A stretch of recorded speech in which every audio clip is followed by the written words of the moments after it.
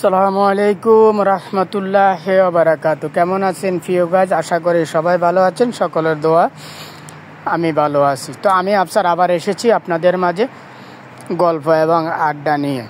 যদি গল্পগুলি আমার ভালো লাগে তাহলে অতি দ্রুত লাইক শেয়ার করবেন এবং সকলের মাঝে ছড়িয়ে দিবেন, যেন সবাই আমার এই গল্প এবং আড্ডাগুলি দেখতে পারে এবং শুনতে পারে। সেজন্য সবাইকে ধন্যবাদ জানাই। তো আমি শুরু করতে যাচ্ছি আমাদের গল্প এবং আড্ডা।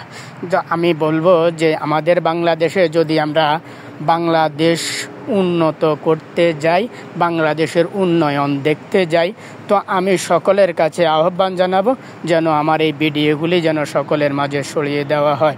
সর্বপ্রথমে আমি বলবো আমাদের বাংলাদেশের আগে জানমাল রক্ষা করতে হবে। জানমাল রক্ষা করার উদ্দেশ্য হলো বাংলাদেশ উন্নত করা। আমি যদি আমার বাংলাদেশের জানমাল রক্ষা না করতে পারি তো আমি কিভাবে দেশটা উন্নত করব? তো আগে আমাদেরকে জানমাল রক্ষা করতে হবে, আমাদের দেশের জানমাল রক্ষা করতে হবে, তাহলে বলবো যে আমাদের দেশটা উন্নত।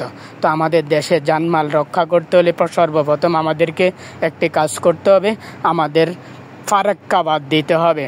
ইন্ডিয়ার ফারাক্কা বাঁধের সাথে আমার বাংলাদেশের আরেকটা ফারাক্কা বাঁধ দিতে হবে, কারণ আমরা প্রতি বছর আমাদের লক্ষ কোটি মার্কিন ডলার ইন্ডিয়ার ফারাক্কা বাঁধে আমাদেরকে কেড়ে নিয়ে যাচ্ছে, আমাদের মা বোনের বুক থেকে আমাদেরকে কেড়ে নিয়ে যাচ্ছে, আমাদের হাজার হাজার মা বোনের বুক খালি করে দিচ্ছে, আমাদের রিজিক কেড়ে নিয়ে যাচ্ছে, আমাদের অর্থনীতিকে ধূলিসাৎ করে দিচ্ছে।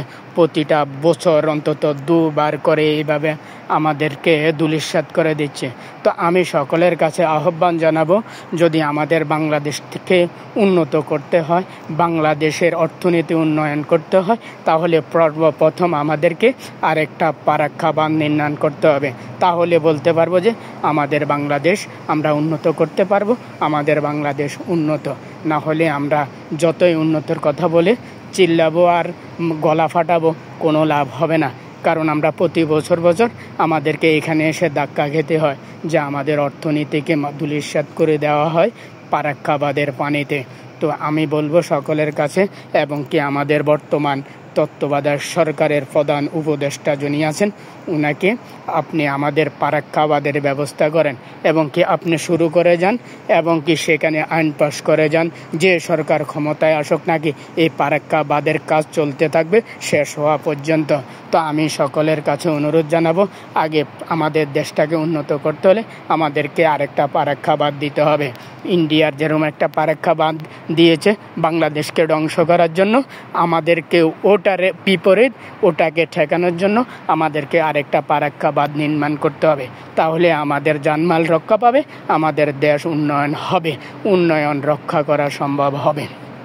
তো আমি সকলের কাছে অনুরোধ জানাবো যেন আমার এই কথাগুলি সবার কাছে ছড়িয়ে দেওয়া হয় এবং সকল নেটওয়ার্কে পৌঁছিয়ে দেওয়া হয়। তো আমি আমার কথা শেষ করছি। ও আখেরে দাওয়ানা আলহামদুলিল্লাহ। আসসালামু আলাইকুম ওয়া রাহমাতুল্লাহি ওয়া বারাকাতুহু।